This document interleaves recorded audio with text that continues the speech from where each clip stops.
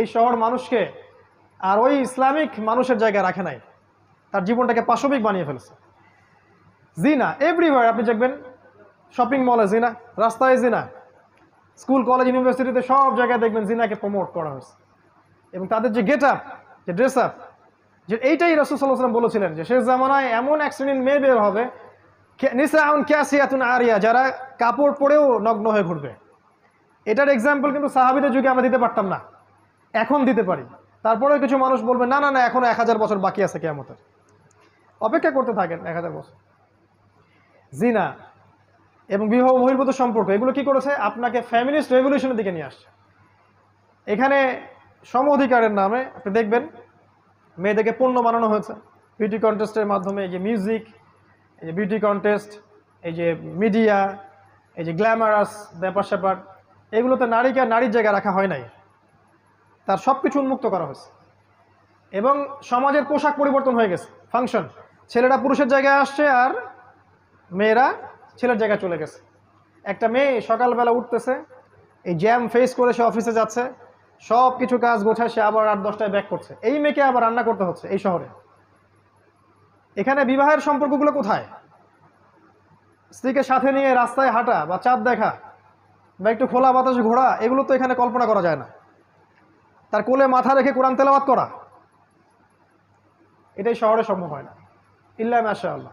এতে করে বন্ধনগুলো ভেঙে যায়, পারিবারিক মূল্যবোধগুলো ভেঙে যায়। ডিভোর্স বাড়তেছে আপনার শহরে, এবং আপনার শহরে ডিভোর্স বাড়তেছে, পরকীয়া বেশি হচ্ছে। এবং পরকীয়ার বলি হচ্ছে কিন্তু হত্যা। পরকীয়া মানে কিন্তু হত্যা। পরকীয়ার পরে একটা খুন ছাড়া কোনো সলিউশন থাকে না। ওই যে দেখলাম 6 টুকরা লাশ, আল্লাহ ভালো জানেন সত্য না মিথ্যা, আমরা দেখেছি। এরকম ঘটনা একটা দুটো না, অনেকগুলো হয়।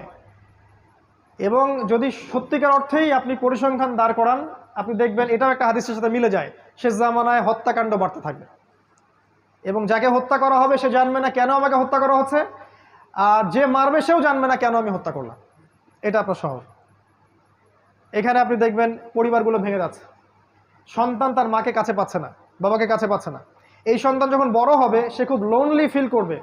মনে রাখবেন শৈশবে একটা বাচ্চা যেভাবে বড় হয়ে ওঠে, যৌবনকালে তার মাথাটা ওরকম হয়। যে বাচ্চাকে শৈশবে প্রচণ্ড টর্চার করেছেন, একাকিত্বে রেখেছেন, তাকে সঙ্গ দেয় না বাবা মা, এই সন্তানটা বড় হয়ে সন্ত্রাসী হতে পারে। সমূহ সম্ভাবনা আছে জঙ্গি হতে পারে। ওদের সেন্সে জঙ্গি বলছে আর কি, আমাদের সেন্সে না। ওরা যেটা বলে আর কি, মানে উগ্রবাদী হয়ে যাবে, নিরপরাধ মানুষকে হত্যা করবে, এটা হতে পারে। সন্তানের শৈশব এখানে হরণ করা হয়। আর ওকে ওই যে চাইল্ড কেয়ার সেন্টারে আমরা দিয়ে আসি, সন্তানকে মানুষ করে কাজের বুয়া, এটাই শহর আপনাকে দিয়েছে। এবং এই প্রতিটা বিষয়কে আমাদের সাইন, প্রত্যেকটা হাদিস বলার সময় পাচ্ছি না আজকে আমি।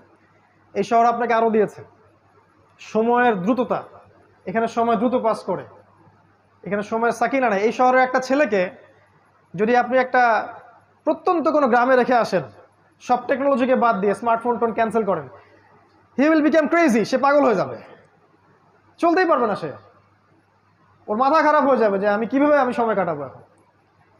এখানকার যুব সমাজ বা এখানকার ছেলেরা, ছোট ছোট বাচ্চা যারা আছে, কিশোর এবং যুবকেরা, এরা ওদের মতো ওই প্রত্যন্ত জায়গায় ফুটবল খেলতে পারে না, চড়ের মধ্যে হাঁটতে পারে না, ওখানে বালুর সাথে, বাতাসের সাথে, মাটির সাথে ভিজতে পারে না, এরা বৃষ্টিতে ভেজে না, এরা হাইজেনিক ফুড খায় না, ম্যানুফ্যাকচার্ড করাপ্টেড ফুড খায়। এদেরকে খেয়াল করে দেখবেন এরা ফিজিক্যাল স্ট্রাকচারে ওদের মতো শক্ত না। একটা গ্রামের ছেলে অনেক বেশি শক্ত, একটা গ্রামের মেয়ে অনেক বেশি শক্তিশালী। এখানকার একটা মেয়ে নর্মাল ডেলিভারি দিতে পারবে না, একটা গ্রামের মেয়ে 10টা বাচ্চা দিতে পারবে নর্মাল, কিছুই লাগে না। নবীজি বলেছিলেন শেষ জামানায় মেয়েদেরকে ধরা হবে, পেট কেটে ফেলা হবে। এখন বলবে এই হাদিসের ব্যাখ্যা করতে যাবেন না, কিছু আমাদের ভাই আছে Protestant version of Islam follow করে, না না এটার ব্যাখ্যা করার দরকার নাই। যে ব্যাখ্যার অধিকার আপনি আমার থেকে হরণ করেন কেন? ব্যাখ্যাটা করছি, সত্য হলে হবে, না হলে হবে না, ব্লেম তো আমার ঘরে আসবে কিয়ামতের দিন, আপনাকে টেনশন করার দরকার কি? আমরা বলছি এটা সিজার, শেষ জামানায় মেয়েদেরকে ধরা হবে, পেট কেটে ফেলা হবে এবং পেটের ভিতর যা আছে বের করে ফেলা হবে। আরো বলেছেন নবীজি শেষ জামানায় গর্ভপাত বাড়তে থাকবে। আপনার এই যে জিনা, আপনার পর্নোগ্রাফি, আপনার শহর মানে পর্নোগ্রাফি, এখানে যত ফ্যাক্ট, এই যে ইন্ডাস্ট্রিগুলো গড়ে উঠেছে গ্ল্যামারাস, এগুলোর ভিতরে আছে পর্নোগ্রাফি, আমার সেটা আপনারা ভালো জানেন। এবং এই প্রতিটা সেক্টর, এই আপনার ইন্ডাস্ট্রিয়াল সেক্টরগুলো, এই যে মাদকের সেক্টরগুলা, মিউজিশিয়ানগুলা আর অন্যান্য যারা যারা আছে এই লাইনে, এদের মধ্যে একটা বড় অঙ্কের মানুষ হচ্ছে সমকামী, দে আর হোমোসেক্সুয়াল, এবং ওদের সংগঠনও আছে, আপনার শহরেই আছে। এটা আপনার শহর Dhaka, the city of Akhiruzzaman. এখানে আপনি দেখবেন কনস্ট্রাকটিভ বিল্ডিং, উঁচু উঁচু বিল্ডিং। এই দৃশ্য আজকে থেকে 100 বছর আগে এই বিশ্ব দেখে নাই, যে প্রতিটা শহরে বড় বড় উঁচু উঁচু বিল্ডিং। আর নবী সাল্লাল্লাহু আলাইহি ওয়াসাল্লাম তার জীবনের শেষের দিকে একটা হাদিস বলেছেন, লাস্টের দিকে জিবরাইল আলাইহিস সালাম এসে জিজ্ঞাসা করেছিলেন ঈমান কাকে বলে, ইসলাম কাকে বলে, কিয়ামত কবে হবে ইত্যাদি। নবীজি এই হাদিসে বলেছেন কিয়ামত কবে হবে আমি জানি না, বা এভাবে বলেছেন যে তোমার জ্ঞান মাল মাসউল আনহা বিআ'লাম মিনাস সাইল, প্রশ্নকারীর চেয়ে উত্তরদাতা বেশি জানে না। কিন্তু আলামত দুইটা বলতেছে, মাত্র দুইটা। একটা হচ্ছে ওয়ান্তারাল হুফাতাল উরাতাল আলাতা রিয়া আশ-শাই ইয়াতাতাওয়ালুনা ফিল বুনিয়ান, যখন আপনি দেখবেন যে সমাজের সবচেয়ে নিম্ন শ্রেণীর মানুষেরা, রাখাল টাইপের মানুষ, কাপড় নাই গায়ে, পায়ে স্যান্ডেল নাই, এরা উঁচু উঁচু বিল্ডিং নির্মাণের প্রতিযোগিতা করবে, তখন আপনি অপেক্ষা করেন কিয়ামতের জন্য। এই দৃশ্যটা কি লাস্ট 100 বছরের বিশ্ব দেখেছে কিনা? আপনার শহরের দৃশ্যকে দেখে প্রতিদিন প্রতি রাত। এখানে সূর্য ওঠে বিল্ডিং এর ফাঁক দিয়ে, সূর্য ডোবে বিল্ডিং এর ফাঁক দিয়ে। তারপরেও কিছু মানুষ বলবে না না এখন অনেক দেরি আছে। শোনেন, কিয়ামতের বড় সাইন হচ্ছে ভূমিকম্প। বেশি বেশি ভূমিকম্প হতে থাকবে সামনে, এবং বড় বড় তিনটা, একটা পূর্বে, একটা পশ্চিমে, একটা মাঝখানে পৃথিবীর। কিন্তু ছোটখাটো অনেক ভূমিকম্প হবে। বাইনা ইয়াদে গেছে কিয়ামতের আগে আগে মুতায়নুন শাদীদ, প্রচন্ড রকম মহামারী ছড়াবে বড় বড়। ওয়া বা'দাহু, এরপরে আসবে সানাওয়াতুজ জালাজিল, ভূমিকম্পের বছরগুলা। যদি এখনকার এই মহামারীর সিজনটাই সেই মহামারী হয়ে থাকে, আমি শিওর না, যদি হয়ে থাকে আল্লাহ ভালো জানেন, তাহলে এরপরে নিঃসন্দেহে ভূমিকম্প আসছে। আর এমনিতেই নর্মালি আপনার শহরে যদি একটা ভূমিকম্প হয়, চিন্তা করেন যে এই যে কি বলবো, উঁচু উঁচু দ্বিতল তৃতল অট্টালিকাগুলোর কি হবে? প্রত্যেকটা একটা একটা করে কবরস্থান হয়ে যাবে। আর এই কথা সেকুলাররাও বলে, শুধু তারাই সতর্ক করছে না যারা ওয়ান আইড পিপল। এটা আপনার শহর, এখানে আরো অনেক কিছু আছে। এখানে আপনি পাবেন প্রতারণা, আমানত এখানে উঠে গেছে।